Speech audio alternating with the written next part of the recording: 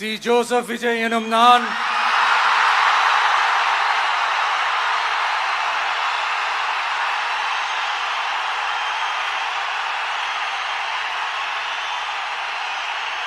சட்டப்படி அமைக்கப்பெற்ற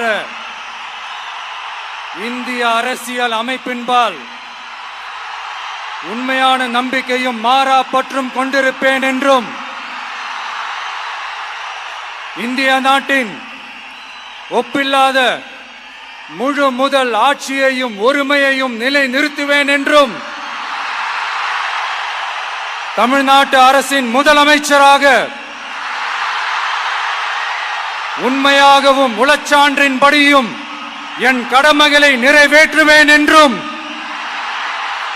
அரசியல் அமைப்பிற்கும் சட்டத்திற்கும் இணங்க அச்சமும் ஒருதலை சார்பும் இன்றி விருப்பு வெறுப்பை விலக்கி பலதரப்பட்ட மக்கள் அனைவருக்கும் நேர்மையானதை செய்வேன் என்றும் ஆண்டவன் மீது ஆணையிட்டு உறுதிமொழிகிறேன்.